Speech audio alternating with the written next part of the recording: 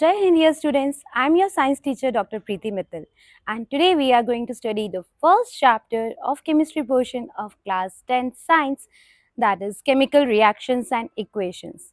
This is a very interesting chapter. So let's start with our interesting chapter.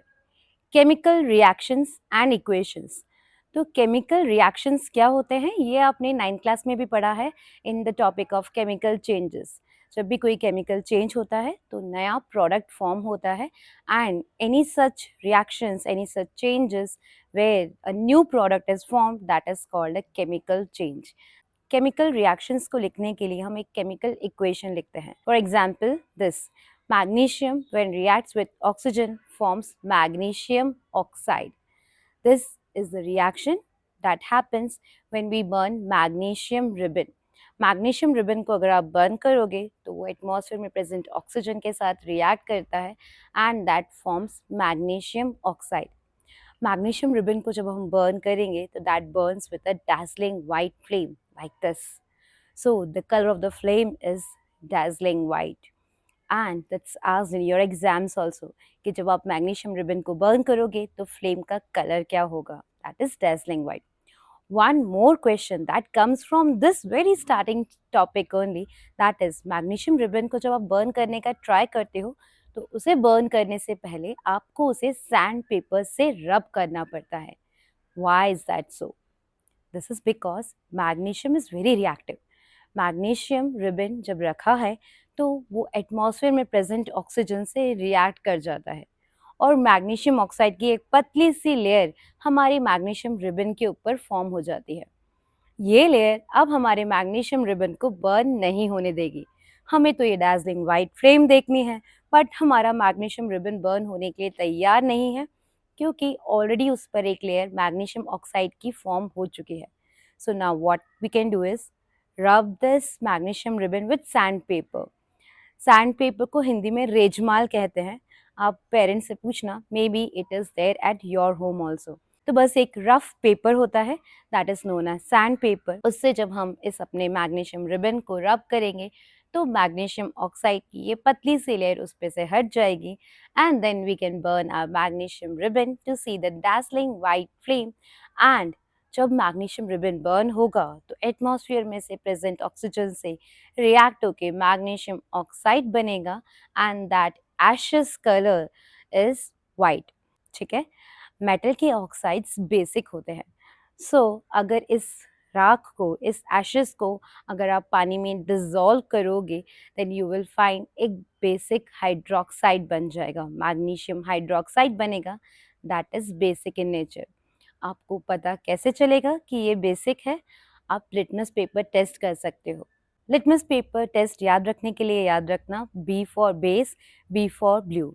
तो आप red litmus paper को अगर इस solution में डिप करोगे तो वो ब्लू कलर का हो जाएगा. That will show that metal oxides are basic in nature. So ये तो हुई हमारे मैग्नीशियम रिबन से रिलेटेड बात. But now let's come back to our topic कि केमिकल रिएक्शन हुई है इसका आपको पता कैसे चलता है. So there are 4 conditions which tells you that a chemical change or a chemical reaction has occurred. First is there could be evolution of some gases or it could be the change in color. जो products form हुए हैं उनका color different हो सकता है from the reactants. So there could be a change in color that tells you that a chemical change has occurred. Third is change in the state of matter. But ऐसा तो physical changes में भी होता है. Physical change में भी state of matter change होता है एंड केमिकल रिएक्शंस में भी स्टेट ऑफ मैटर चेंज हो सकता है. इसका एक बहुत अच्छा एग्जांपल है जब हाइड्रोजन गैस ऑक्सीजन गैस से रिएक्ट करती है तो हमारा water that is liquid that is formed. तो state of matter can also change. And the fourth sign to show that a chemical change has taken place is a change in the temperature. Temperature change हो सकता है. आप अगर mixture का temperature देखोगे after the reaction so it could be different from that before the reaction. तो ये चारों changes, that is change in color, change in temperature, evolution of gas and change in the state of matter will tell you that a chemical change has occurred. इस chemical change को represent करने के लिए हम reaction लिखते हैं. For example, अगर हमें पूरा लिखना पड़े that magnesium reacts with oxygen to form magnesium oxide, writing this all in words will be too time consuming. Science students हैं, smart हैं, हम इतना time waste नहीं करेंगे. So we will just write the symbols of these elements and write a chemical reaction in this way. That will make our work to be very very easy. तो smart study करेंगे, easy बनाएंगे अपना काम, और इसलिए हम लिखते हैं chemical reactions in this form. Chemical reactions लिखते टाइम हम एक काम और कर सकते हैं, स्टेट ऑफ मैटर को भी हम इसी केमिकल रिएक्शन में शो कर सकते हैं. For example, in this reaction iron reacts with H2O to form Fe3O4 and hydrogen gas is formed. In this reaction, iron is not going to react with water in the liquid state. Iron water से liquid state में react नहीं कर सकता. Iron can react only with steam. तो इसे हम show कैसे करेंगे? We will be showing that by showing the symbols of the reactants as well as the products also. For example, iron हमने solid लिया है, वो रिएक्ट कर रहा है स्टीम के साथ में, सो गैस से रिप्रेजेंट करेंगे हम that it's reacting with steam with the symbol G. G is representing gas. What is formed is Fe3O4, that is ferrous oxide, वो भी solid form हुआ है, and hydrogen gas liberate out होगी, क्योंकि gas के form में liberate out हो रही है, उसे हम शो कर देंगे सिंबल G से. तो केमिकल रिएक्शंस लिखने का एक फायदा और है कि हम स्टेट ऑफ मैटर भी रिप्रेजेंट कर सकते हैं उसी केमिकल इक्वेशन में. तो एक बेनिफिट तो हमारा टाइम सेव हो गया. Second benefit is we can represent the states of matter of the reactants and the products also in the same equation. अब थर्ड स्टेप आता है, हमें अपनी केमिकल रिएक्शन को बैलेंस करना होता है. आप सब जानते हो law of conservation of mass. Law of conservation of mass कहता है कि जितना भी टोटल मास होता है रिएक्टेंट्स का, mass of the products is also the same. And so दोनों के मास को इक्वल करने के लिए हमें अपनी इक्वेशन को बैलेंस करना पड़ेगा. आप देख सकते हो यहाँ पर 3 आयरन के एटम्स हैं, बट यहाँ तो हमने एक ही लिया है, तो हमें इसको भी 3 एटम्स लेना पड़ेगा. And so we will write 3Fe. Metals के लिए हम नंबर ऑफ एटम्स को उसके स्टार्टिंग में लिख देते हैं. ओके, नाउ अगर हम ऑक्सीजन की नंबर देखें तो it's 4 here, and this side only 1 oxygen atom is there. Balancing करते टाइम बस हमें ये देखना है कि राइट साइड पे जितने भी नंबर ऑफ एटम्स हैं, लेफ्ट साइड पे भी number of atoms should be the same. तो क्योंकि यहाँ पे 4 ऑक्सीजन एटम है, इधर भी 4 कर देते हैं. एक वाटर मॉलिक्यूल में एक एटम है ऑक्सीजन का, तो हम 4 वाटर मॉलिक्यूल लेंगे तो हमारे पास 4 ऑक्सीजन एटम्स आ जाएंगे. ओके, तो हमारा आयरन और ऑक्सीजन बैलेंस हो चुका है. बट हाइड्रोजन देखो, इधर है 4H2 and that side only we have H2. So this also we have to make it 4H2. So हमारी equation balance हो गई. Balancing of chemical reactions is very important in this chapter. हमें बहुत सारी equations को balance करना सीखना होगा, बट इट्स वेरी इजी. बस आपको ये देखना है कि राइट साइड पे number of atoms and left side पे नंबर ऑफ एटम्स सेम हो. अगर वो दोनों सेम हैं तो हमारी इक्वेशन बैलेंस्ड है. Okay, so whatever we are writing on the right side, these are the products, and whatever we are writing on the left hand side, these are the reactants. एक benefit और है chemical equations लिखने का, that whatever are the conditions required for a reaction to take place, that also could be shown on a chemical reaction. For example, in this reaction, carbon monoxide gas reacts with hydrogen gas to form CH3OH. आप इसका नाम बाद में पढ़ोगे chapter 4 में, that it is known as methanol. But ये reaction 340 atmospheric pressure पर ही होती है. तो that could be shown on the chemical reaction only, that this reaction is going to take place at 340 atmospheric pressure only. Okay, so carbon monoxide gas है, hydrogen gas है, and methanol form हुआ है, that is liquid, और ये reaction 340 atmospheric pressure पे होगी. ये हम इक्वेशन में ही शो कर सकते हैं. चलो इस रिएक्शन को भी बैलेंस कर देते हैं. यहाँ पर 3 + 1 4 हाइड्रोजन एटम्स हैं, यहाँ पर सिर्फ 2 ही हैं. इसे भी 4 बनाने के लिए हम 2 मॉलिक्यूल ले लेते हैं. तो हाइड्रोजन के एक मॉलिक्यूल में 2 एटम्स होते हैं, 2 मॉलिक्यूल ले लेंगे तो हमारे पास 4 हाइड्रोजन एटम हो जाएंगे. कार्बन और ऑक्सीजन दोनों साइड पर ही एक एक ही है, so it's already balanced. So this is the second benefit of writing a chemical equation. Similarly, for the reaction of photosynthesis also, you can see that we always write that carbon dioxide gas reacts with water to form glucose, water and oxygen, and this takes place in presence of sunlight and chlorophyll. तो ये photosynthesis reaction में required conditions क्या हैं? Chlorophyll होना compulsory है and sunlight होना compulsory है. That are shown both in the equation only. Second thing to notice for you all is that हम जो यहाँ पर ग्लूकोज फॉर्म हो रही है that is written AQ. AQ shows aqueous. Aqueous मतलब it's dissolved in water. तो photosynthesis reaction में oxygen and glucose that are formed both are in the aqueous state, means they are dissolved in water. तो जब कोई भी product या reactant water में dissolve है तो उसके लिए हम AQ से रिप्रेजेंट करते हैं. वाटर जो बना है वो लिक्विड है, that's why we are just writing liquid. तो ऑयल, वाटर, केरोसिन, इन सब के लिए हम लिक्विड लिखेंगे, L से रिप्रेजेंट करेंगे उसे.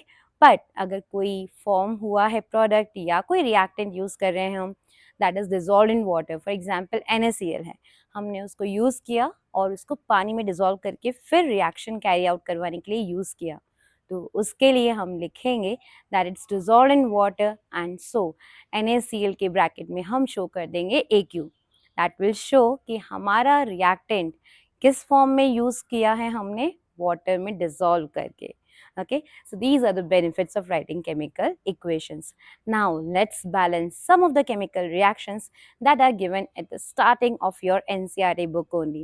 These are very important for your exam point of view also. So let's balance these equations one by one. Now chemical reactions को balance करते टाइम सबसे बड़ा challenge होता है that writing the chemical formula. Molecular formula अगर आप सही लिखते हैं तो आप बैलेंसिंग सही कर ही लेंगे. बस बैलेंसिंग में हमें राइट एंड लेफ्ट साइड में इक्वल नंबर ऑफ एटम्स को काउंट करना है. बट जो बड़ा चैलेंज है that is writing the correct molecular formula. Molecular formulas लिखना वैसे तो आप 9th स्टैंडर्ड में सीखते हैं, but it's obvious it happens with most of the students कि ये मॉलिक्यूलर फॉर्मूलाज हम भूल जाते हैं. और ये मॉलिक्यूलर फॉर्मूलाज कैसे बनाएं, वैलेंसीज कैसे लर्न करें, that becomes quite difficult for us. So for helping you out I have made separate videos for molecular formulas as well as how to remember the valencies. It's there in the description box, so you can check out the link. Now let's balance the equations given in the NCERT book. So the first equation is hydrogen plus chlorine gives hydrogen chloride. Now let's see. Hydrogen is a non-metal. Non-metals, most of the non-metals are diatomic. Maximum non-metals diatomic है. तो non metals को हम किस तरह से usually पता कैसे चलेगा कि आपको नॉन मेटल है, हाइड्रोजन गैस है. तो यूजुअली नॉन मेटल्स आपको गैसियस स्टेट में मिलते हैं, like hydrogen gas, chlorine gas, oxygen gas, nitrogen gas, ये सारे नॉन मेटल्स हैं. और नॉन मेटल्स यूजुअली डायटोमिक होते हैं, मतलब दो एटम मिलकर एक मॉलिक्यूल फॉर्म करते हैं. तो हाइड्रोजन को लिखते टाइम हम H2 लिखते हैं. Reacts with chlorine that is Cl2 forms hydrogen chloride. Hydrogen chloride का फॉर्मूला होता है HCl. ओके, हाइड्रोक्लोरिक एसिड भी बोलते हैं इसे. So let's balance it. दो हाइड्रोजन एटम्स हैं, यहाँ पर एक ही है, so just make it 2 and our equation is balanced. It was very very easy. Okay, let's move on to the second equation. Barium chloride reacts with aluminium sulfate to form barium sulfate and aluminium chloride. So barium chloride का formula होता है BaCl2. Barium की valency 2 होती है and chlorine की valency 1. तो molecular formulas लिखते time हम बेरियम की वैलेंसी क्लोरीन के नीचे एंड क्लोरीन की वैलेंसी या क्लोरीन का चार्ज बेरियम के नीचे लिख देते हैं. क्लोरीन का चार्ज क्योंकि -1 है तो 1 लिखने की जरूरत नहीं होती. सिमिलरली एल्यूमिनियम की वैलेंसी 3 है एंड सल्फेट आयन का चार्ज होता है -2. तो सल्फेट का चार्ज एल्यूमिनियम के नीचे एंड एल्यूमिनियम का चार्ज सल्फेट के नीचे. नेक्स्ट बेरियम सल्फेट फॉर्म होता है, दोनों का ही चार्ज 2 है एंड इसलिए एक दूसरे को कैंसिल आउट कर देगा और हमारा फॉर्मूला बन जाएगा BSO4. एल्यूमिनियम का चार्ज 3 है एंड क्लोरीन का चार्ज 1, इसलिए एल्यूमिनियम क्लोराइड का फॉर्मूला है AlCl3. Now let's balance that. आप किसी भी एटम से स्टार्ट कर सकते हो, किसी भी एक एटम को बैलेंस करना स्टार्ट करो और धीरे धीरे पूरी रिएक्शन को बैलेंस कर दो. Let's suppose we start with aluminium. Here we have 2 aluminium atoms. इधर एक ही है, तो चलो इसको भी 2 बनाते हैं by taking 2 molecules of aluminium. क्या हम एल्यूमिनियम के डायरेक्ट नीचे Al2 लिख सकते हैं? नहीं, एल्यूमिनियम क्लोराइड का फॉर्मूला हम नहीं चेंज कर सकते, किसी भी मॉलिक्यूल के फॉर्मूले को हम चेंज नहीं कर सकते, बस नंबर ऑफ एटम्स चेंज करे जा सकते हैं. So what we are doing. Next we have 3 chlorine atoms were there in one molecule of aluminum chloride. So, दो मॉलिक्यूल में कितने क्लोरीन एटम हो जाएंगे टोटल? That would be 6. तो this side also we need 6 chlorine atoms. अब इसे 6 chlorine atoms बनाने के लिए एक मॉलिक्यूल में 2 हैं, तो हम 3 मॉलिक्यूल बेरियम क्लोराइड के लिए लेंगे, तो हमारे पास 6 क्लोरीन एटम्स हो जाएंगे. So will be taking 3 molecules of barium chloride. But अब 3Ba हो गया, तो इसे भी हमें 3 करना पड़ेगा, तो इधर भी BaSO4 को भी 3 कर देते हैं. और सल्फेट के 3 एटम हो गए हैं, यहाँ भी सल्फेट के 3 आयंस थे हमारे पास, तो इसलिए हमारा बैलेंस हो गई है ये equation. Okay, so we have got our equation balanced. Let's move on to our next equation. Next equation is sodium reacts with water to form sodium hydroxide and hydrogen gas. Equation is sodium reacts with water to form sodium hydroxide and hydrogen gas. So let's balance that. Hydrogen के यहाँ पर 2 atom हैं and this side we have 3 atoms. 3 atoms को 2 से balance करना possible नहीं है, तो एक वाटर मॉलिक्यूल से काम नहीं चलेगा. Let's take 2 water molecules. तो इसे 2 वाटर मॉलिक्यूल करके देखते हैं. अब हमारे पास टोटल 4 हाइड्रोजन एटम्स हो गए. इस साइड 3 है, इसको भी 4 बनाते हैं, तो 2 सोडियम हाइड्रोक्साइड ले लेते हैं. 2 सोडियम हो गए. अब सोडियम के लिए हम इधर भी 2 करना पड़ेगा. मेटल्स को हम Na2 के फॉर्म में नहीं लिखते, ऐसे हम नॉन मेटल्स को लिखते हैं. तो नॉन मेटल्स इस टाइप के फॉर्म में लिखे जाते हैं, बट जो मेटल्स हैं उसको आप 2Na के फॉर्म में लिखोगे, क्योंकि atom of metal doesn't react with another atom of a metal. Metal का एक एटम दूसरे एटम से रिएक्ट नहीं करता. क्यों नहीं रिएक्ट करता? That would also become clear this year only. Okay, तो इस साल साइंस में आपके सारे साइंस रिलेटेड कंसेप्ट क्लियर होने वाले हैं. सो लेट्स सी. अब यहाँ पर 2 ऑक्सीजन एटम हैं, यहाँ पर भी 2 हैं, and so we see that our equation is balanced now. So this is how sodium reacts with water to form NaOH and hydrogen gas. You can check out the link of this reaction in the I button. It's very interesting reaction. जब हम sodium को पानी में डालते हैं तो जो hydrogen gas निकलती है, इतना सारा हीट निकलता है दैट ये हाइड्रोजन गैस बर्न करना स्टार्ट कर देती है, and the sodium appears to be burning, and that's why sodium को कभी भी हम एटमॉस्फेयर में नहीं रख सकते, क्योंकि ये एटमॉस्फेयर की एयर से या फिर वाटर से रिएक्ट करके it is going to catch fire. And that's why sodium metal को हमेशा केरोसिन में स्टोर किया जाता है. Okay, that we will all see later on in chapter number 3, but you can check out this reaction in the I button. It's an interesting one. अब next question onwards, let's not only balance a chemical equation, but साथ में ही symbols भी लिखते हैं कि इनके state of matter क्या हैं. We have seen that state of matter को भी हम chemical equation में represent कर सकते हैं, but ये हम तभी करेंगे जब question में पूछा हो. So in the next question of NCERT, it's asked to write the state of matter also. So let's see to the question of this type. A solution of barium chloride and sodium sulfate in water reacts to give insoluble barium sulfate and the solution of sodium chloride. So let's see to the reaction. Barium chloride का formula BaCl2, but it's given in the question that it is dissolved in water. The solution of barium chloride and sodium sulfate in water. In water यहाँ पर represent कर रहा है that the both of them are dissolved in water. और जब भी कोई चीज़ water में डिजोल्व होती है तो हम उसके लिए AQ एक्वस से रिप्रेजेंट करते हैं. सोडियम सल्फेट का फॉर्मूला Na2SO4 होता है, क्योंकि सल्फेट की वैलेंसी 2 है एंड सोडियम का चार्ज 1 है. Barium sulphate and NaCl form हुए हैं. बेरियम सल्फेट के लिए लिखा है इनसॉल्युबल बेरियम सल्फेट. इनसॉल्युबल मतलब वो सॉलिड फॉर्म में फॉर्म हुआ है. For example chalk is insoluble in water. तो चॉक का स्टेट ऑफ मैटर क्या रहता है? पानी के अंदर भी वो सॉलिड स्टेट में ही है. इसी तरह से जब भी कोई प्रोडक्ट दे रखा है that it is insoluble in that, तो हम उसका स्टेट ऑफ मैटर सॉलिड लिखेंगे. And it's given that NaCl is dissolved in water. So dissolved in water के लिए अगेन एक्वस यूज करेंगे. अब हम इक्वेशन को बैलेंस कर लेते हैं. यहाँ पर 2 सोडियम एटम दिख रहे हैं, वहाँ पर एक ही है, तो उसे भी 2 कर लेते हैं. क्लोरीन के 2 एटम है राइट साइड में, लेफ्ट साइड में भी 2 हैं. बेरियम इधर भी एक है, इधर भी एक है. सल्फेट आयन 1 है इधर भी, यहाँ पे भी 1 है. So rest of our equation is already balanced. बस NaCl को बैलेंस करना था, वो हम कर चुके हैं. So we have balanced this equation as well. Let's see to our next equation. Sodium hydroxide solution in water. In water means aqueous. Reacts with hydrochloric acid solution in water to produce sodium chloride solution and water. So next let's see to the next equation. It's given sodium hydroxide is dissolved in water, so it's aqueous. HCl is also aqueous. NaCl बन रहा है and water form हो रहा है. And water जो form होगा that would B liquid. Water, oil, kerosene, ये सब के लिए हम लिक्विड यूज़ करेंगे. Water you already know that it's liquid state. अगर वो गैशियस स्टेट में हम यूज़ कर रहे होंगे तो क्वेश्चन में उसके लिए स्टीम लिखा होगा, तब हम वाटर को G से रिप्रेजेंट करेंगे. That shows that water is used as steam. But here it's not written that. तो वाटर का normal state of matter liquid होता है, तो इसलिए हम उसको लिक्विड लिखेंगे. अब देखते हैं balancing. Sodium this side is 1, that side is also 1. Chlorine also 1 on both the sides. Hydrogen के 2 एटम हैं, राइट साइड में भी 2 एटम हैं. ऑक्सीजन के दोनों साइड में एक एक एटम है.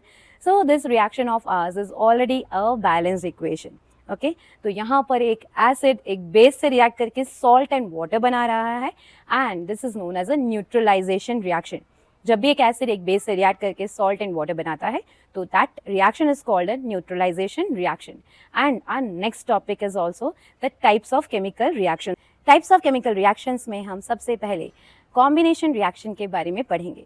कॉम्बिनेशन रिएक्शन मतलब जब दो चीज़ें कंबाइन हो रही हों. तो definition of combination reaction is when two reactants combine together to form a single product. मतलब दो reactants हैं और product कितने हैं? सिर्फ एक. Then it's called a combination reaction. Combination reaction का एक एग्जाम्पल बहुत ही इंपॉर्टेंट है, उससे रिलेटेड बहुत सारे क्वेश्चंस एग्जाम में प्रोबेबल हैं आने के लिए. So let's see to that example of combination reaction. तो वाइट वॉशिंग के लिए यूज़ किया जाता है चूना. चूने को इंग्लिश में कहते हैं कैल्शियम ऑक्साइड और quicklime. So when this CaO, calcium oxide or quicklime or tuna reacts with water, that's H2O, it forms calcium hydroxide, CaOH whole twice. This is calcium hydroxide. ये रिएक्शन एक्सोथर्मिक होती है. Means जब आप चूने को पानी में मिक्स करेंगे तो बहुत सारी हीट लिबरेट आउट होगी. तो ऐसी कोई भी रिएक्शन जिसमें बहुत सारी हीट बन रही है उसे हम एक्सोथर्मिक रिएक्शन कहते हैं. और आप देख सकते हो दो रिएक्टेंट हैं और प्रोडक्ट सिंगल है, means this is also an example of a combination reaction. तो एक ही रिएक्शन दो टाइप के रिएक्शंस का एग्जाम्पल हो सकती है. हमारी ये रिएक्शन एक्सोथर्मिक भी है एंड कॉम्बिनेशन रिएक्शन भी है. नाउ ये कैल्शियम हाइड्रोक्साइड आप अपनी वॉल्स पर लगाते हैं फॉर वाइट वॉशिंग. आप देखते हैं कि वाइट वॉशिंग करने के बाद आपकी दीवारों पे तो चमक ही नहीं आई, पड़ोसी की दीवारों पे तो बहुत अच्छे से चमक आ गई थी. So why is that so? You ask the labourer कि हमारी दीवारों पर वैसी चमक क्यों नहीं है जैसी पड़ोसी की दीवारों पर है. He will say that to you that 2-3 दिन रुकिए, आपकी दीवारों पे भी इतनी ही चमक आ जाएगी. How it could be so sure about it? क्या उसने भी साइंस पढ़ी है? इसके पीछे क्या साइंस है? Let's see that. Calcium hydroxide जब हम वॉल्स पे अप्लाई करते हैं तो ये एटमॉस्फेयर में प्रेजेंट कार्बन डाइऑक्साइड से रिएक्ट करता है and it forms calcium carbonate and water. Calcium carbonate मतलब ऐसा ही फॉर्मूला हमारे मार्बल का भी होता है और मार्बल में अच्छी सी चमक होती है. तो जब ये कैल्शियम कार्बोनेट हमारी वॉल्स पे फॉर्म होता है तो वहाँ पर भी एक अच्छी सी चमक आ जाती है and that only gives the shiny appearance to your walls 2 to 3 days after white washing. 2 से 3 दिन क्यों लगे? बिकॉज 2-3 दिन तक ये कैल्शियम हाइड्रोक्साइड स्लोली एटमॉस्फेयर में प्रेजेंट कार्बन डाइऑक्साइड से रिएक्ट कर रहा था. It was taking time for that reaction क्योंकि कार्बन डाइऑक्साइड लिमिटेड ही तो प्रेजेंट है एयर में. So that was forming calcium carbonate and water. क्या ये कॉम्बिनेशन रिएक्शन है? बिल्कुल नहीं, क्योंकि दो प्रोडक्ट बन रहे हैं तो ये कॉम्बिनेशन रिएक्शन नहीं है. But why we are studying that? Calcium hydroxide की बात करी, हम उसे वाइट वॉशिंग के लिए यूज़ कर सकते हैं और इसलिए वाइट वॉशिंग में नेक्स्ट स्टेप क्या होने वाला है उसके बारे में भी बात कर ली. That is an important question for your exams also, that why a shiny appearance to your walls comes up 2 to 3 days after whitewashing. एक बात और, जब कैल्शियम ऑक्साइड मीन्स क्विकलाइम को भैया पानी में डिजोल्व कर रहे हैं, the laborers are dissolving that in water, they never mix it with their hand, they use a stick to mix that. That's because it's a exothermic reaction. तो ये एक एक्सोथर्मिक रिएक्शन है, हीट लिबरेट होने वाली है, तो वो अपने हाथ नहीं जलाने वाले. They are going to mix a solution with a stick so that they don't feel the warmth of that. So next time आपके घर में भी अगर white washing हो, then think about these changes. That quicklime means चूना जब पानी में dissolve कर रहे हैं, that is a exothermic and a combination reaction example. Second thing, 2-3 दिन बाद दीवारों पे चमक आने वाली है. And why the shiny appearance is going to come after 2 to 3 days? Because calcium hydroxide is going to react with carbon dioxide and going to form calcium carbonate and water. इस पानी का क्या होगा, दीवारों पर से इवेपोरेट हो जाएगा पानी और कैल्शियम कार्बोनेट हमारी दीवारों पर रह जाएगा. Okay, so this was a very good example, very important example for your exams. Let's see to some more examples of combination reaction. Carbon reacts with oxygen to form carbon dioxide. ऐसा तब होता है जब हम कोल को burn करते हैं. That is also an example of combination reaction क्योंकि number of product एक है. Another example, hydrogen reacts with oxygen to form water. That is also a combination reaction. अब exothermic reactions की बात करी थी तो कुछ examples exothermic reactions के भी देख लेते हैं. नेक्स्ट जो हम रिएक्शंस के बारे में बात कर रहे हैं वो एक्सोथर्मिक तो हैं बट कॉम्बिनेशन रिएक्शंस नहीं हैं. For example methane, when you are going to burn methane that is there in compressed natural gas. Methane को नेचुरल गैस भी कहते हैं. सीएनजी में यही मीथेन होती है. तो ये मीथेन जब एटमॉस्फेयर में बर्न होती है ऑक्सीजन से रिएक्ट होती है and form carbon dioxide and water. This is also an example of exothermic reaction. इसलिए ही तो हम नेचुरल गैस को एज अ फ्यूल यूज कर रहे हैं क्योंकि वो एनर्जी लिबरेट आउट कर रहा है. Respiration is also exothermic reaction क्योंकि उसमें भी एनर्जी फॉर्म हो रही है but in the form of ATP. एक बहुत इंपॉर्टेंट एग्जाम्पल है एक्सोथर्मिक रिएक्शन का, that is decomposition of vegetable matter. जब भी वेजिटेबल मैटर डिकम्पोज होता है तो कंपोस्ट पिट को अगर आप टच करके देखोगे you will find that it's a bit warm because that is also exothermic reaction and energy is liberated in that reaction also.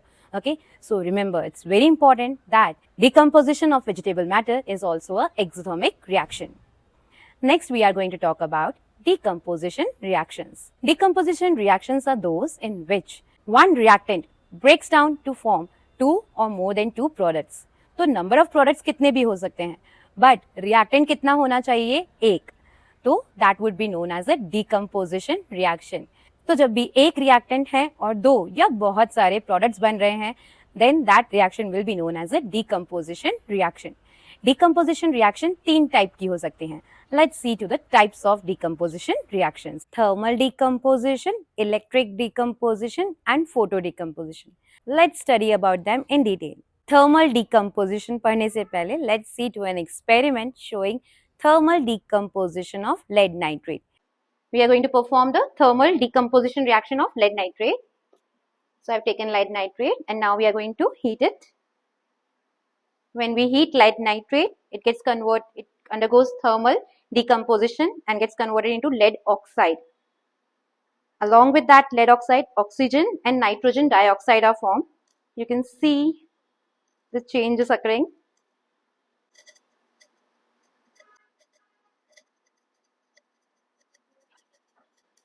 You can see the brown fumes coming out of it. These brown fumes are of nitrogen dioxide. So it's a thermal decomposition reaction of lead nitrate which produces the brown fumes of nitrogen dioxide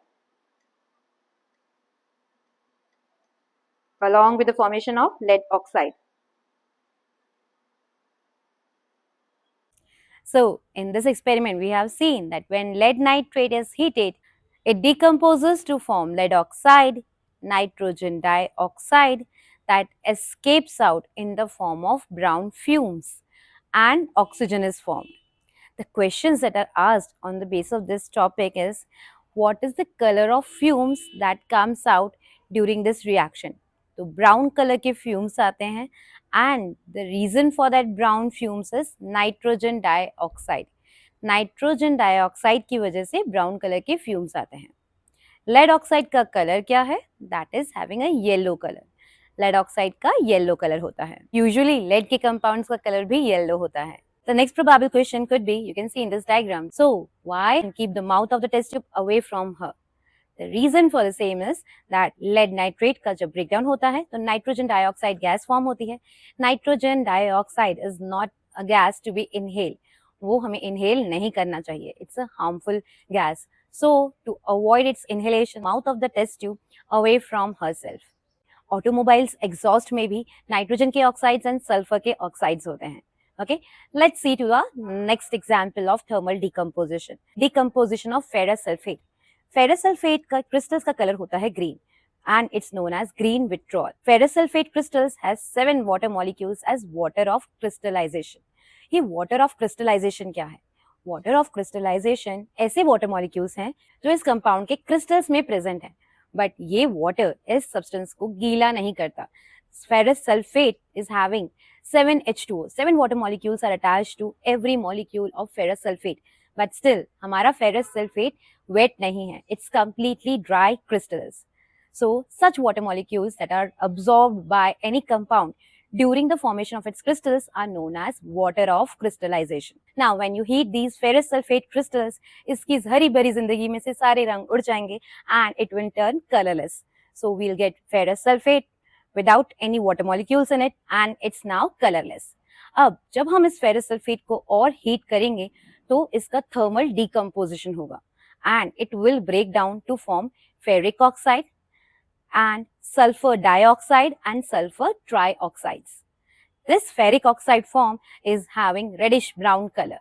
Reddish brown color याद रख सकते हो, rust का color भी reddish brown होता है and rust का formula भी Fe2O3 होता है.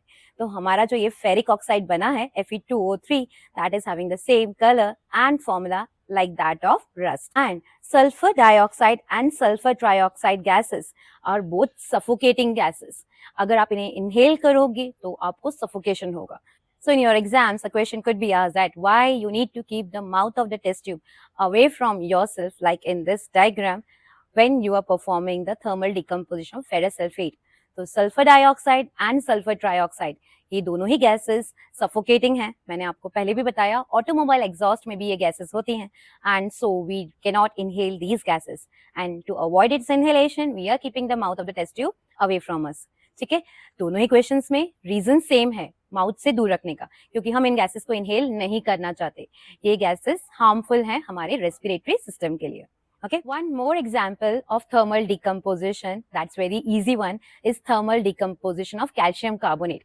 कैल्शियम कार्बोनेट को जब हीट करते हैं तो calcium oxide and carbon dioxide gas form होती है.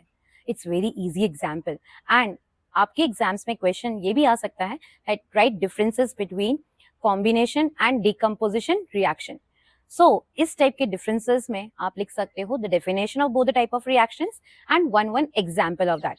Probably that question comes for 2 marks. One more thing, thermal decomposition of lead nitrate is a very frequently asked question in exams. तो इसे बहुत अच्छे से memorize कर लो. Next type of decomposition reaction is electrolytic decomposition of water.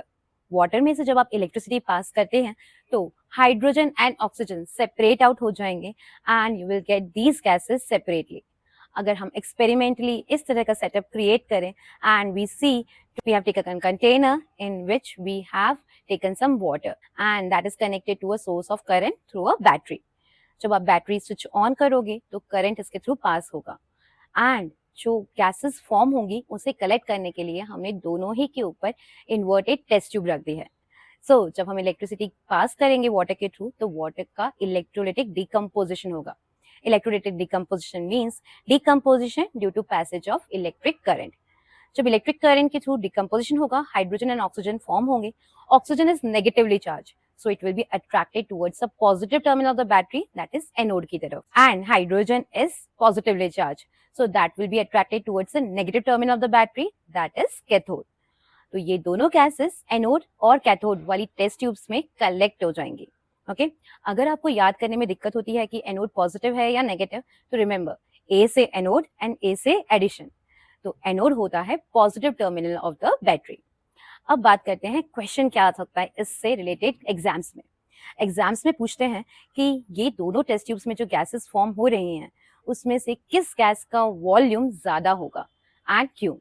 So it's very obvious, water के फॉर्मूले में ही 2 hydrogen atoms हैं और 1 ऑक्सीजन एटम है.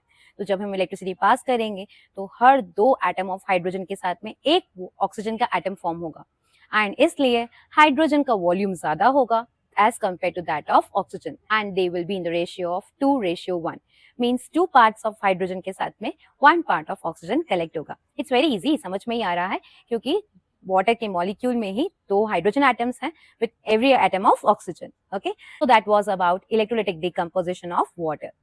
Next it's photolytic decomposition. Photo word का मतलब होता है light. Photosynthesis में भी plants अपना खाना बनाते हैं in presence of sunlight and that is why we are using the word photo. तो फोटो वर्ड जहां पर भी आता है that means light. Photo decomposition का मतलब होता है कोई चीज डिकम्पोज हो रही है in presence of light. That will be known as photo decomposition. Example of that is silver chloride and silver bromide. Silver chloride या सिल्वर ब्रोमाइड दोनों में से किसी पे भी अगर आप सनलाइट को एक्सपोज करेंगे तो आपको मिलेगा सिल्वर, एंड सिल्वर क्लोराइड के केस में क्लोरीन गैस एस्केप आउट होगी एंड सिल्वर ब्रोमाइड के केस में ब्रोमीन गैस एस्केप आउट होगी. चेंजेस क्या होंगे फिर से याद करने का आ गया. तो silver chloride and silver bromide दोनों का ही कलर व्हाइट होता है, बट सिल्वर जो फॉर्म होती है रिएक्शन में that is grey in colour. Now the question that is asked in your exams is silver chloride and silver bromide को store करने के लिए केमिस्ट्री लैब में इन्हें हमेशा डार्क कलर्ड बॉटल्स में ही स्टोर करा जाता है. Why is that so?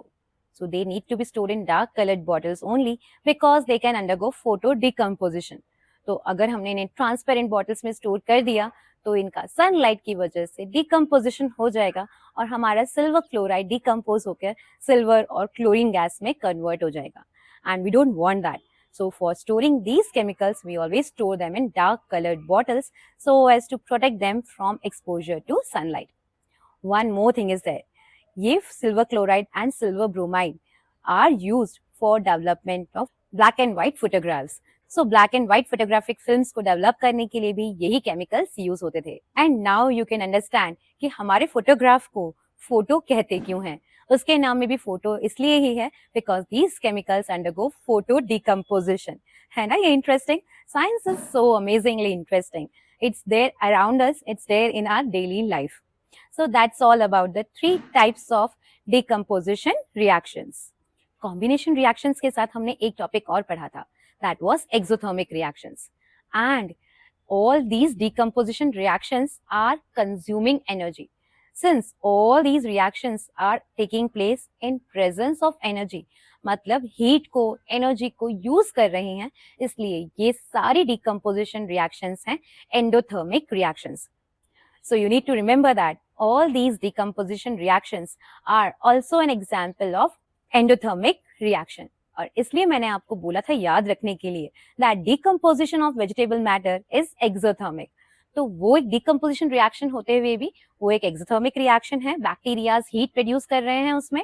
But इसके अलावा जितनी भी केमिकल रिएक्शंस हम डिकम्पोजिशन रिएक्शंस देखते हैं दे आर ऑल एंडोथर्मिक. इन्हें हमको एनर्जी देनी पड़ेगी so that the decomposition takes place. Okay, so that's also becomes an important question, especially for your MCQ. Okay, so you can have a question like this. So you can easily see that decomposition of vegetable matter is the only exothermic reaction. बाकी सारी reactions endothermic हैं. One last thing to remember for endothermic reactions is reaction of ammonium chloride with barium hydroxide is also an endothermic reaction. So that's given like a small activity in your NCERT. And क्योंकि NCERT में given है तो सारे competitive exams as well as आपके board exams के लिए important हो जाता है. The next type of reaction is displacement reactions. Displacement reactions मेरा personal favorite है क्योंकि बहुत interesting है इसका explanation. Displacement का मतलब होता है किसी को हटाकर उसकी जगह पर आ जाना. So let us first define displacement reactions. Displacement reactions are those in which a more reactive element displaces a less reactive element from its salt solution. What does that mean? Let's first see to an experiment and then we'll have an explanation. We'll be performing the displacement reaction. So I have iron nail with me and I'll be putting it in copper sulfate solution. You can see that this solution is blue in color. It's copper sulfate. Now I'm placing iron nail in it. We'll be observing single displacement reaction with that. Iron is more reactive than copper, so it will displace copper from copper sulfate solution. And iron sulfate, ferrous sulfate will be formed. This is a slow process, so it will be taking some time. So we'll be just leaving it here and we'll be observing after 1 hour. It's actually more than an hour that has passed. So you can see the color of the solution that has changed. Earlier it was bluish color. Now you can see the green color because of formation of ferrous sulfate. Iron being more reactive than copper, it has displaced copper from copper sulfate solution. And now the solution is ferrous sulfate. That is why it has turned green. Copper sulfate solution is blue in color. Now I'm taking out the nail. You will be able to see that It's very slight change that a thin layer of copper has been deposited over it. I don't know whether it's clearly visible to you now. I am creeping it on the slab. It will be visible. Copper is brown in color and rust color is also brown, so it looks as if it's rusted, but it's actually a layer of copper that has got deposited over the iron needle. So that is an example of और displacement reaction की वजह से हमारा copper sulfate solution that was blue in color changed to ferrous sulfate and so the color also changed to green color. Okay, तो ये change इसलिए आया because of displacement reaction. हमारा copper less reactive था, सीधा साधा भोला भाला था, इसलिए आयरन बहुत स्ट्रॉन्ग था, उसने उसे डिस्प्लेस कर दिया. आपके एग्जाम्स में इससे रिलेटेड क्वेश्चन आ सकते हैं. आपको कोई भी इक्वेशन दे देंगे like this and you would be asked which of the following reactions is not possible. आपको इसे सॉल्व करने के लिए ये पता होना चाहिए कि कौन सा मेटल ज्यादा रिएक्टिव है and which metal is less reactive. And for that, we will learn the reactivity series. So, our reactivity series is Karan ने कार मांगी, ऑल्टो ज़ेन फरारी, पापा बोले हंगामा क्यों, होगी आगे और पिटाई. So by this mnemonic, you can easily learn this reactivity series. इस reactivity series को learn करना आपके लिए होगा बहुत easy और ये reactivity series आपके लिए हमेशा हमेशा बहुत important है. So you can just repeat this part of the video and listen to that again so that learn this reactivity series. It's very important. Chapter 3 metals and non-metals में भी ये reactivity series हमें वापस पढ़नी है. तो इसलिए आज अभी इसी वक्त इसे बहुत अच्छे से याद कर लो. Let's repeat it once again. करण ने कार मांगी, ऑल्टो ज़ेन फरारी, पापा बोले हंगामा क्यों, होगी आगे और पिटाई. Okay, so it's easy to remember and बस याद हो जाएगा इससे. जो भी मेटल्स ऊपर हैं रिएक्टिविटी सीरीज में वो ज्यादा रिएक्टिव हैं and the metals which are at the bottom that are less reactive. और इसलिए हमारा सबसे ज्यादा रिएक्टिव मेटल है करण, that is potassium. K symbol is used for potassium. And सबसे लीस्ट रिएक्टिव हैं हमारे सिल्वर, गोल्ड एंड प्लैटिनम. और इसलिए ही तो हम इन्हें ज्वेलरी बनाने के लिए भी यूज करते हैं बिकॉज ये लेस रिएक्टिव हैं, जल्दी से रिएक्ट करके काले नहीं पड़ेंगे एंड हमारी ज्वेलरी चमकती रहेगी. That's why these metals like silver, gold and platinum are used to make jewellery also. ये रिएक्टिविटी सीरीज के बेसिस पे अब आप इस इक्वेशन के लिए इजिली बता सकते हो that silver can not displace copper from copper sulphate solution. So this reaction is not possible. Rest all the three reactions are possible. तो हमारा सिल्वर लेस रिएक्टिव है इसलिए कॉपर को कॉपर सल्फेट सॉल्यूशन में से डिस्प्लेस नहीं कर पाएगा. इस टाइप का कोई भी क्वेश्चन आपके एग्जाम्स में आएगा तो बस आप रिएक्टिविटी सीरीज के बेसिस पे उसको इजीली वर्कआउट कर सकते हो. I hope that's clear with you all. Okay, next type of reactions is double displacement reaction. Displacement reaction में एक पावरफुल एलिमेंट एक बेचारे सीधे साधे एलिमेंट को हटाकर उसकी जगह पर आ रहा था, उसे डिस्प्लेस कर रहा था. बट डबल डिस्प्लेसमेंट रिएक्शन नाम में ही है डबल. तुम मुझे डिस्प्लेस करोगे तो मैं भी तुम्हें डिस्प्लेस कर दूंगा. ऐसी ही है हमारी double displacement reaction. So let's define that. Whenever there is exchange of ions between the reactants to form new products, that is known as a double displacement reaction. Double displacement reaction समझने के लिए let's see two experiments first and then we'll continue. Today we are going to perform double displacement reaction. In this test tube I have taken lead nitrate aqueous solution and here I have aqueous solution of potassium iodide. Now I'm going to add potassium iodide to lead nitrate and we'll see a double displacement reaction. So let's see what happens. So you can see a beautiful yellow precipitate of lead iodide being formed here and along with that aqueous potassium nitrate is formed.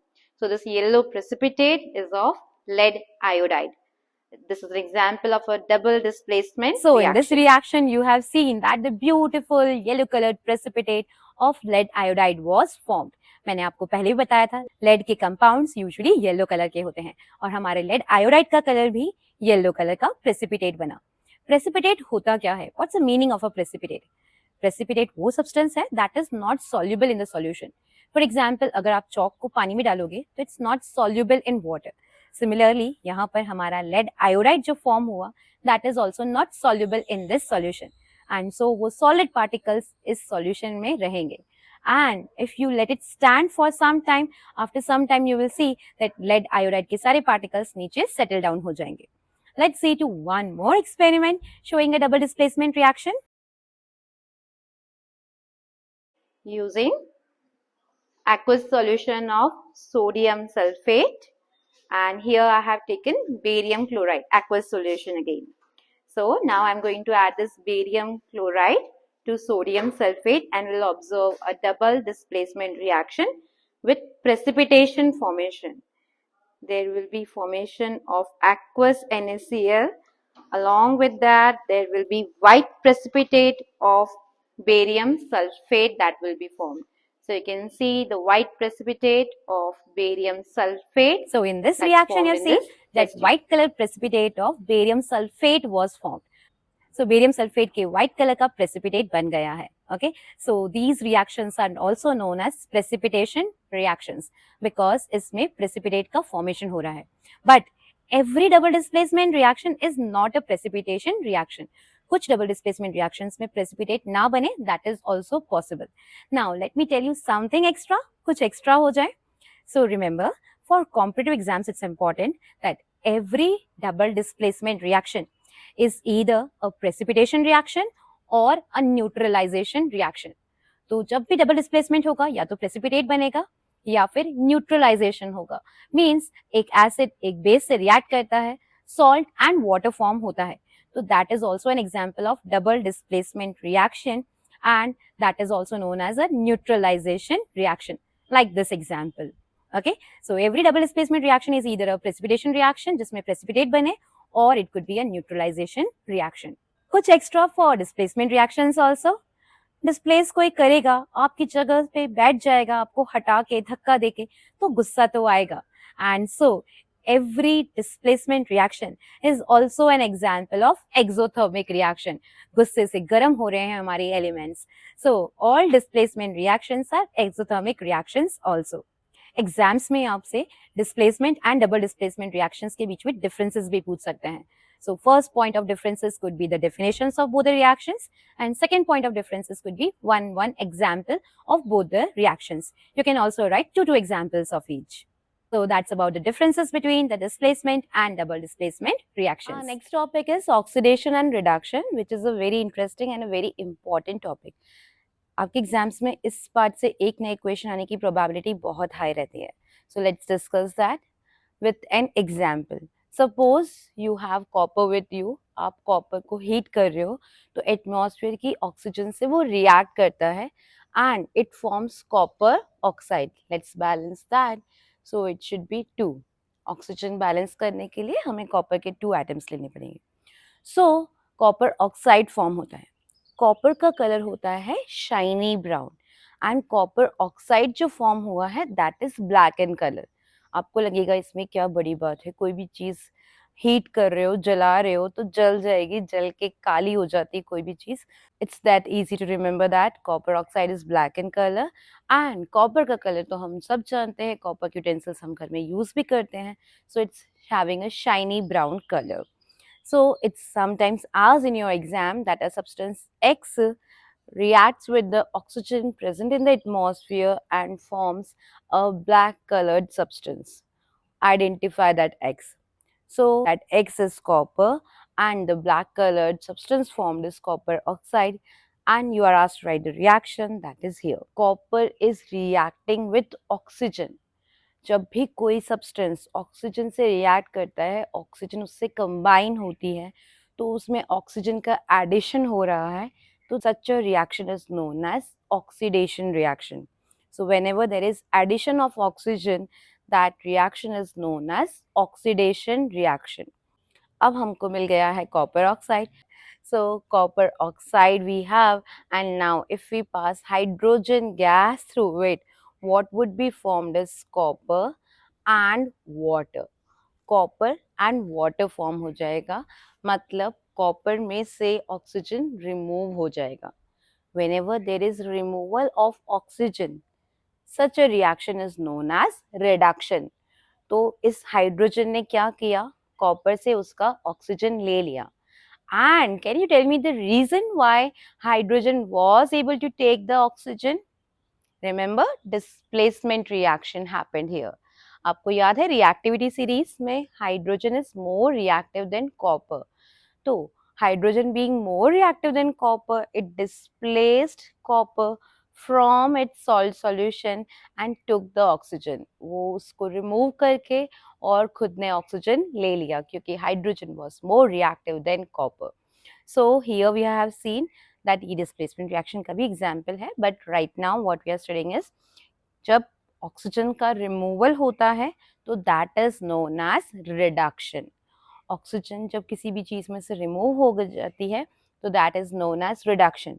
तो copper oxide का क्या हुआ है, reduction हुआ है. So let's write that what's asked in your exams and how you need to represent that. आपको ये reaction देंगे, आपसे पूछेंगे किसका ऑक्सीडेशन हुआ है एंड किसका रिडक्शन हुआ है. सो हियर कॉपर ऑक्साइड में से ऑक्सीजन रिमूव हुआ है, इसलिए कॉपर ऑक्साइड का हुआ है रिडक्शन. और रिडक्शन के बाद क्या फॉर्म हुआ है, copper is formed after reduction. And hydrogen का क्या हुआ है, ऑक्सीडेशन. हाइड्रोजन का ऑक्सीडेशन क्यों, क्योंकि हाइड्रोजन के साथ ऑक्सीजन ऐड हो गया. So whenever there is addition of oxygen, that's oxidation. Whenever there is removal of oxygen, that is known as a reduction reaction. Okay.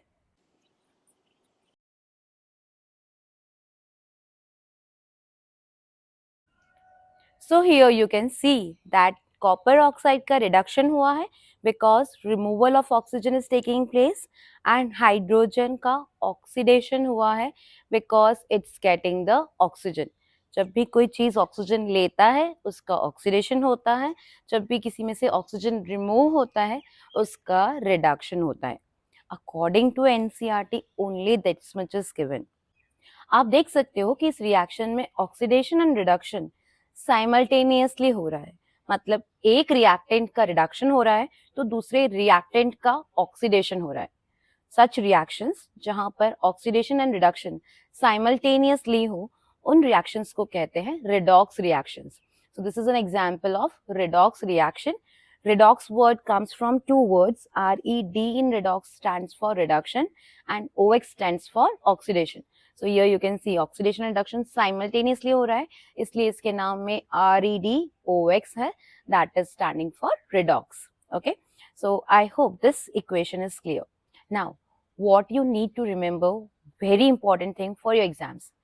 आपके एग्जाम में इस टाइप का इक्वेशन आने के चांसेस बहुत ज्यादा होते हैं. आपको इक्वेशन दे देंगे और आपको पूछेंगे किसका ऑक्सीडेशन हो रहा है और किसका रिडक्शन हो रहा है.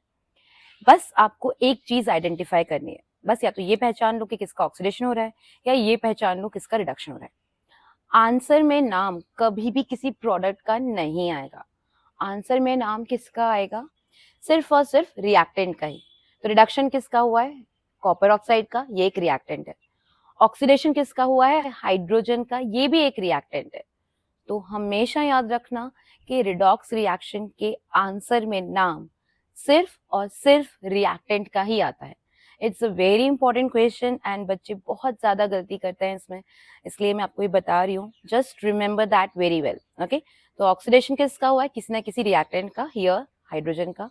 रिडक्शन किसका हुआ है, वो भी एक रिएक्टेंट ही है, दैट इज कॉपर ऑक्साइड. जिसमें से ऑक्सीजन रिमूव हो गई उसका रिडक्शन, जिसमें ऑक्सीजन एड अप हो गई उसका oxidation.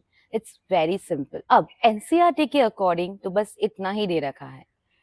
So in Rajasthan board exams, only this much is asked, that which one of the following is undergoing oxidation and which one is undergoing reduction. That's it.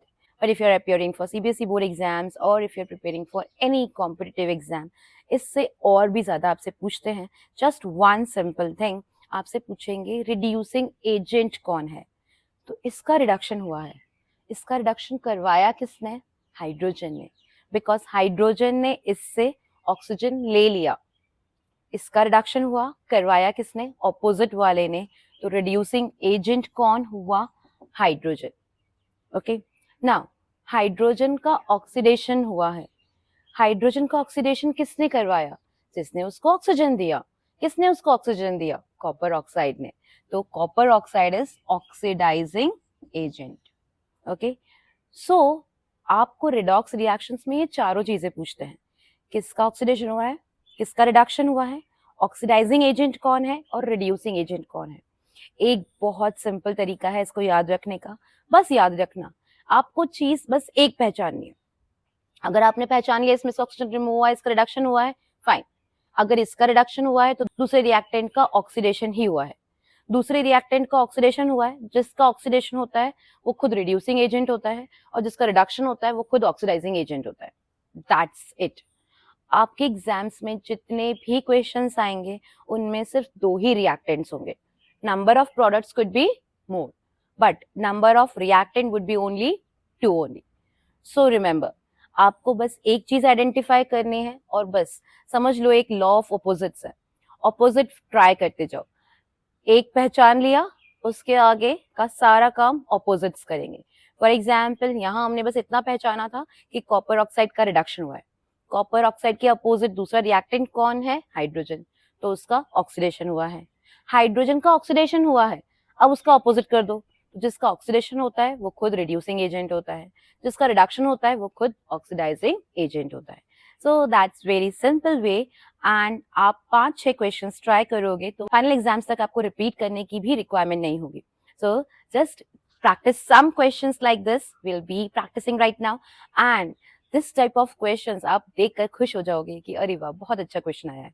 Okay, so it's high probability to have this sort of questions in your exams, and it's a gift for you all by the examiner. Okay, so let's see to some more examples of redox reactions. This reaction is this: manganese dioxide reacts with hydrochloric acid to form manganese chloride, water, and chlorine gas escapes out. अब हमें product से कोई मतलब नहीं है, what we are concern with is the reactants. तो आप देख सकते हो मैंगनीज ऑक्साइड में से ऑक्सीजन रिमूव हो गया है, मैंगनीज ऑक्साइड में से ऑक्सीजन रिमूव हो गया मतलब मैंगनीज ऑक्साइड का हुआ है reduction. So you can easily identify that oxygen is remove, so manganese oxide का हुआ है रिडक्शन। एंड HCl में से हाइड्रोजन रिमूव हो गया। Now comes a new concept, removal of oxygen is reduction, but removal of hydrogen is oxidation. तो HCl में से हाइड्रोजन रिमूव हो गया, क्लोरीन बना है और इसलिए है ये ऑक्सीडेशन। ओके, तो हाइड्रोजन का रिमूवल भी होता है ऑक्सीडेशन। ये एक बात और याद रखनी है, addition of oxygen is oxidation, removal of oxygen is reduction, and removal of hydrogen is oxidation, addition of hydrogen, किसी चीज में हाइड्रोजन ऐड हो गया तो addition of hydrogen is reduction. Okay, तो ऑक्सीडेशन रिडक्शन को समझने के लिए दो चीजें हैं, oxygen as well as hydrogen.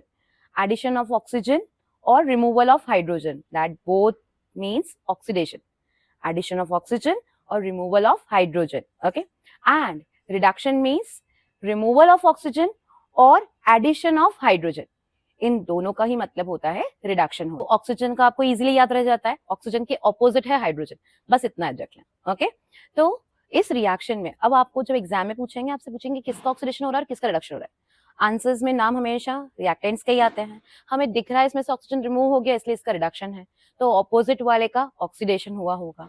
जिसका ऑक्सीडेशन होता है वो खुद होता है रिड्यूसिंग एजेंट, क्योंकि उसने इसका रिडक्शन करवाया, और जिसका रिडक्शन होता है वो खुद होता है oxidising agent. So we can identify very easily कि किसका ऑक्सीडेशन हुआ है, किसका रिडक्शन हुआ है, कौन ऑक्सीडाइजिंग एजेंट है एंड कौन रिड्यूसिंग एजेंट है।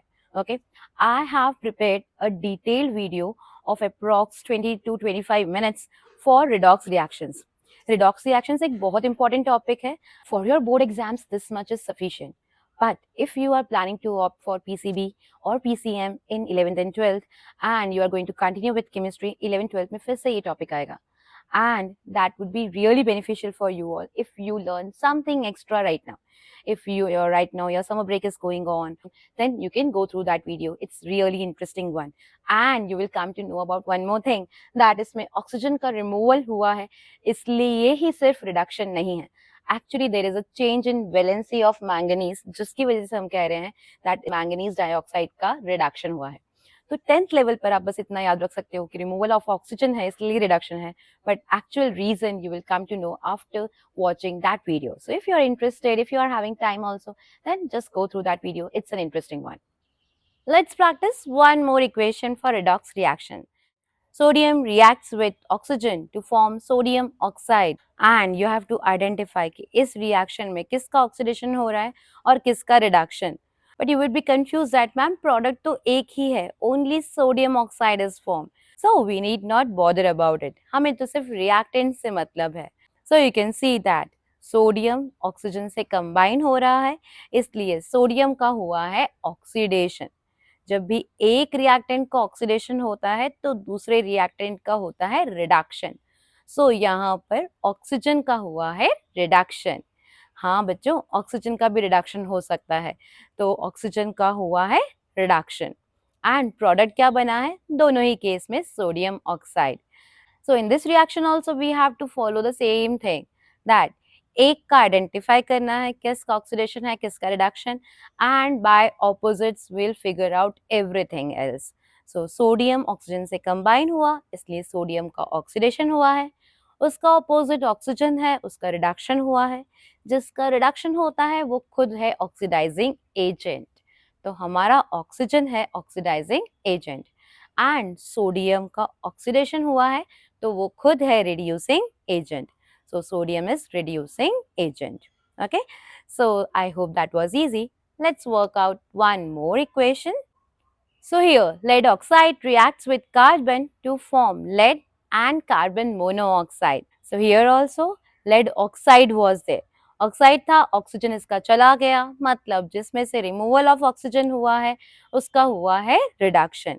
एंड कार्बन को ऑक्सीजन मिल गया एंड कार्बन मोनोऑक्साइड फॉर्म हुआ है. सो कार्बन का हुआ है ऑक्सीडेशन. जिसका ऑक्सीडेशन होता है वो होता है खुद रिड्यूसिंग एजेंट. तो हमारा कार्बन है reducing agent and lead oxide का रिडक्शन हुआ है वो खुद है ऑक्सीडाइजिंग एजेंट. उसने ही तो कार्बन को ऑक्सीडाइज करा. So lead oxide is oxidising agent. One last example of redox reaction is this: when iron oxide Fe2O3 reacts with aluminium to form Al2O3 and iron. So it's very easy for you all. So Fe2O3 में से oxygen remove हुआ है इसलिए removal of oxygen is reduction.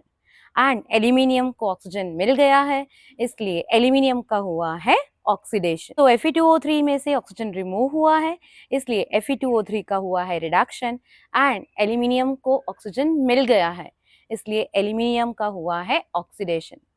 जिसका oxidation होता है वो खुद होता है रिड्यूसिंग एजेंट.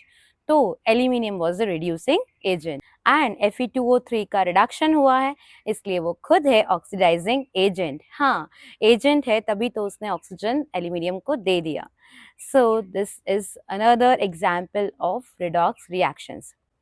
कुछ extra, one last thing that's not mention in NCERT, all displacement reactions are also redox reactions only. सारी की सारी जितनी भी डिस्प्लेसमेंट रिएक्शंस आप पढ़ते हो सारी डिस्प्लेसमेंट रिएक्शंस रिडॉक्स रिएक्शंस भी होती हैं. तो जितनी भी डिस्प्लेसमेंट रिएक्शंस हम पढ़ते हैं, every displacement reaction is also an example of redox reactions. Hydrogen और ऑक्सीजन दोनों की एब्सेंस में भी कोई रिएक्शन रिडॉक्स रिएक्शंस हो सकते हैं. So check out the video for some extra knowledge. Now let's see to the last topic of our chapter, that is oxidation and reduction in daily life. तो ये redox reactions, oxidation और reduction daily life में भी चलता रहता है. So let's see to that. One such example of daily life experience is corrosion. Corrosion of metals. You must have seen the rusting of iron. That is also an example of corrosion. So how we'll define corrosion? Corrosion is the degradation of the quality of metals because of reaction with either oxygen or water or some acids or any of the reactants in the atmosphere that leads to degradation of its quality. तो हमारे metals की quality ये सब चीज़ें like oxygen, water, carbon dioxide और सम acids, these all can degrade the quality of our metals and that only is known as corrosion. Corrosion सुनते ही सबसे पहले एक ही एग्जाम्पल दिमाग में आता है, that is rusting of iron.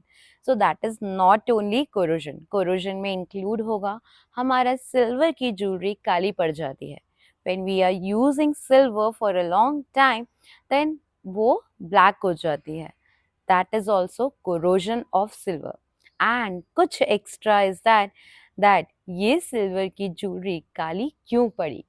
That is because of reaction with sulphur. Sulphur से react करता है हमारा silver and it forms silver sulphide. Silver sulphide का कलर ब्लैक होता है और इसलिए हमारी ज्वेलरी ब्लैक कलर की हो जाती है. सिल्वर की ज्वेलरी थोड़े टाइम यूज करने के बाद ब्लैक कलर की हो जाती है. बट यू माइट थिंक कि ये सल्फर आया कहाँ से. This sulphur is also present in our sweat. This sweating leads to the tarnishing of silver. Yes, corrosion of silver is known as tarnishing of silver. तो हमारी silver की jewellery खराब करी हमारे खुद के स्वेट ने.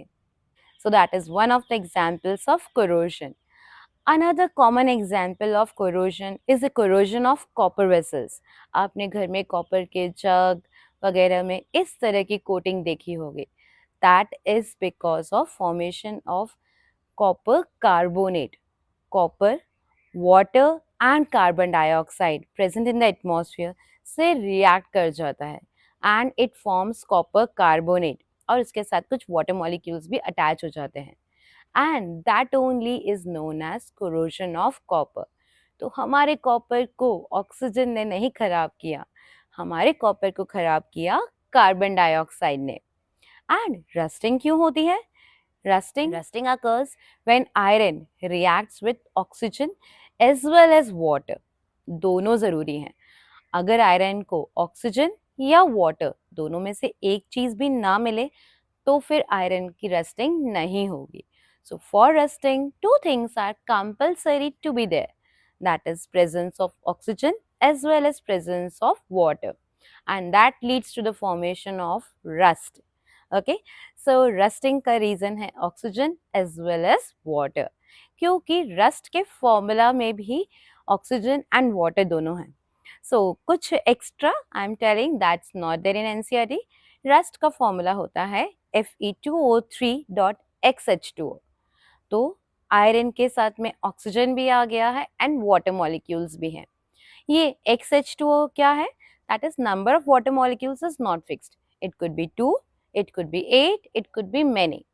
So number of water molecules will depend कि कितने water molecules उसको surround कर रहे हैं, इतने वो absorb कर लेता है. तो this is the formula of rust. And if you remember हमने बात करी थी कि जब हमारे ferrous sulfate का thermal decomposition हुआ था तब भी Fe2O3 फॉर्म हुआ था और हमने कहा था उसका कलर है reddish brown. And the color of rust is also reddish brown. Okay, but that was extra. You need not write that in this topic. So rusting of iron, tarnishing of silver, formation of copper carbonate on copper vessels, all these are the examples of corrosion. So that's all about corrosion. Our next and the last topic of the chapter is oxidation of food items. Food items का भी oxidation हो जाता है and that is known as rancidity. Okay, तो rancidity का मतलब होता है कि food items में present fats का oxidation हो जाए. So how to define that? Rancidity is the oxidation of fats present in food items.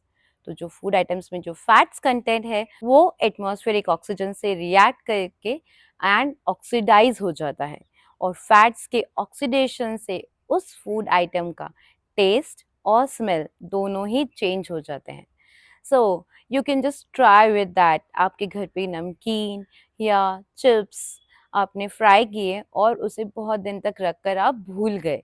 ऐसा होता नहीं है, वो जल्दी जल्दी ख़त्म कर देते हो आप, I know that. But in case आप उसे रख कर भूल गए तो आप थोड़े टाइम बाद उसे ट्राई करोगे तो उसका टेस्ट आपको अच्छा नहीं लगेगा. That alteration of the taste as well as the smell of that food item is known as rancidity और ये होता है ऑक्सीडेशन ऑफ फैट्स की वजह से. एंड इसी रीजन से चिप्स पैकेट्स जो मार्केट में अवेलेबल होते हैं, they are having nitrogen gas filled in those packets. तो आपके चिप्स पैकेट्स में एयर नहीं भरी हुई है, nitrogen gas is filled on those chips packets. And nitrogen gas ही क्यों? नाइट्रोजन नॉन रिएक्टिव है, कम रिएक्ट करती है, हमारे फैट से तो रिएक्ट नहीं करेगी। And so nitrogen gas is filled in the chips packets so that oxygen remove हो जाए। तो ऑक्सीजन को हटाना है, पर हम एयर फिल करेंगे हमारे चिप्स पैकेट में तो ऑक्सीजन साथ में आएगी, एंड इसलिए हम एयर फिल नहीं करते, वी फिल सम नाइट्रोजन।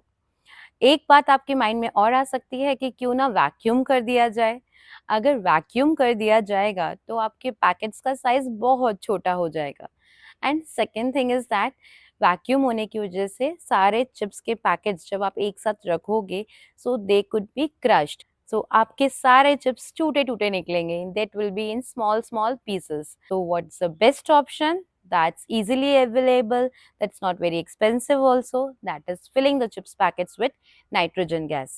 आपके एग्जाम में इससे रिलेटेड क्वेश्चन दो आते हैं, that what is rancidity and how you can prevent that. So for preventing rancidity, you can store your food items in airtight containers and the chips packets are flushed with nitrogen gas to prevent rancidity. Okay, so by that we have completed the entire chapter. So that's all for today. Take care of yourself. I hope you were able to understand the chapter and you find it interesting one. So take care of yourselves and good day everyone.